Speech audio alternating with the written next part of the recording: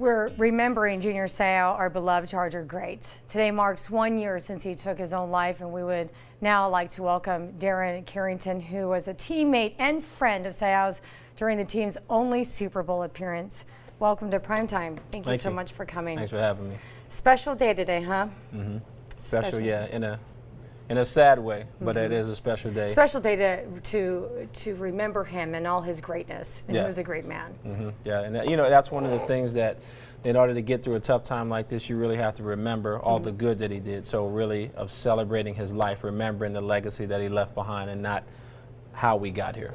Oh, he had such a big heart. Aside from his charisma, which he had, man, more charisma than anyone I've ever met, right? Absolutely. And his leadership abilities, the way he would rally and get the team together and his friends, it didn't matter, it generalized into all areas. The guy had the biggest heart. All the charity organizations that he helped run and money he's raised for San Diego. And I mean, I've been doing stuff with Junior probably, since I got here in '91. He, had the toy drive where he gave away toys, to hundreds, probably thousands of kids here. And like you said, he just had a heart for people. And then on the field, this was a whole. He was kind of at a different level from everybody. Like that was one of the guys that, man, he never took a playoff. And people think that he just guessed, but he really was a student of the game. That's why he was able to do what he did so quickly, because he knew before it even happened. Yeah, you hear Gina talk about how he would just go, study and study the plays and the players that he would be, up against the next game or whatever. Just, it was amazing, his discipline. Yeah, and I mean, that's a special man to play, for that long, for 20 years, and just the collisions. I mean, as a linebacker, you're colliding. So they say that's like mini car crashes. So mini car crashes, pretty much 60, 70 plays a game, times 20. It's been a long time since I've been out of school, so I don't know the exact number. Yeah, I just like saying no. I won't even try. I got to write it all down. But yeah, just to able to endure that, and unfortunately, it ended the way it did, and it really does. I'm glad that they did study the brain and see what was going on with that, and it just also just speaks to others, just to let them know that everybody needs somebody. It's not just about the stuff and the glitz and the glam and the glory. Everybody needs somebody or something bigger than themselves. They absolutely do.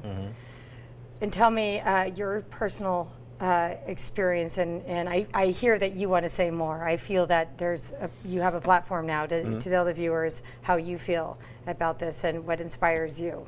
Yes, I mean, as far as me, being there, having that dream, that goal, and having, the fame of, being an NFL player, and you realize you get there, that it really is, it's just one big cycle where they chew you up, get what they can, and then they spit you out.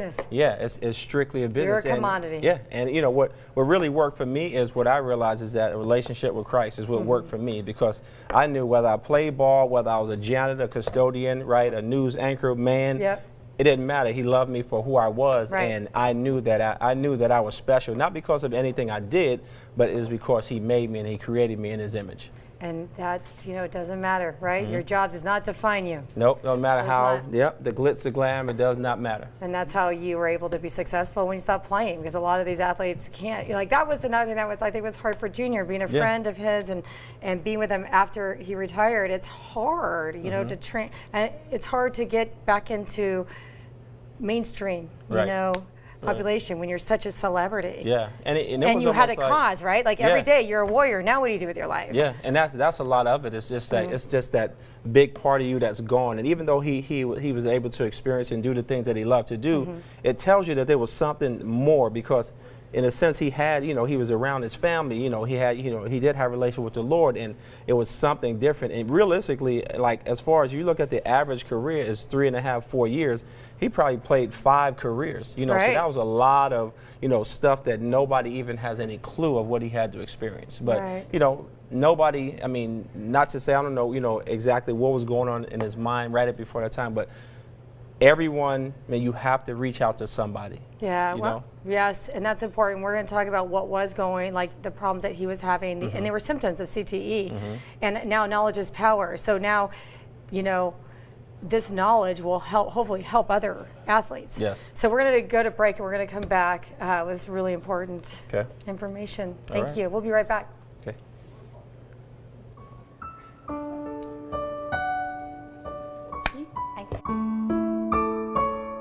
We're here with Darren Carrington. He was Junior Seau's friend, teammate, you know, sort of a mentor at points, and we're here to remember Junior Seau and to talk about what happened. And when we left for the break, we were talking about some of the signs he was having of CTE. Because when he did take his own life, people thought, this guy had so much life and charisma. How is that even possible? He loved his children, but you could see this was a disease that he didn't even know he had. But there was, I've talked to friends where he couldn't sleep. He was taking all kinds of sleeping pills. He would just, even that, the symptoms would keep him up all night. So. And it's also one of those things where as men, like, we are taught, right, to be strong, don't show weakness, especially as an athlete. Like, you show weakness, you might be out of there. So even to admit that I have this issue, I have this challenge, it kind of goes against the ways in which we were trained up. Like so warriors don't complain. Exactly. That makes me sad.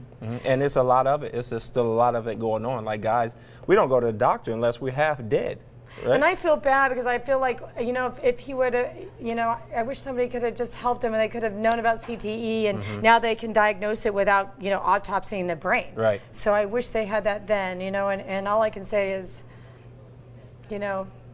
hopefully this brings light to the situation, will save others, Yeah, it definitely has. The NFL, they're doing a lot more as far as studies and just different programs to kind of prevent other guys from going down that road. So they definitely are trying to do their part right now. So. I got a text from Andre Reed today, and it was a beautiful day, and he said, it's a beautiful day. That's Junior Seau saying, I'm in a better place and it's okay. And it was a really nice thing to say. Yeah. Let me ask you, Darren, do you have any symptoms of CTE? I don't know. You don't have to be the warrior anymore. I mean, it's one of those things where I just kind of took an assessment, and some of the things, you ask, okay, is that just age? Is that, is that from CTE? And some of the things, you look at it and you say, man, that may be something that I need to just be mindful of, or to be aware of. So I'm very mindful of the situation. I trying to get my wife more mindful. Like, if I start acting weird, like, please let me know, or make sure I get go on top of the situation. Make sure I go to the doctor. So I don't know if there's a whole lot, but again, it's still one of those things of, well, I'm not just going to say it because I'm a man, I'm strong. I'm not going to tell anybody my weaknesses. No. Well, how long did you play in the NFL? 8 years. And the teams you played for, Chargers was just one of them. Chargers for 4 years, and I played with the Broncos, the Lions, and the Jaguars, and San Diego's favorite team, the Raiders. All right, we're going to show a picture of a healthy brain and a brain with CTE, and the comparison is quite shocking. Look at this. I mean, hello. Wow. No wonder you start short-circuiting. Very sad. Yep. Well, hopefully they can find a cure too. And again, I'm so glad that you're on top of this. Are you a part of that class action suit at all? I am not part of the class action suit, but I'm very plugged into what's going on.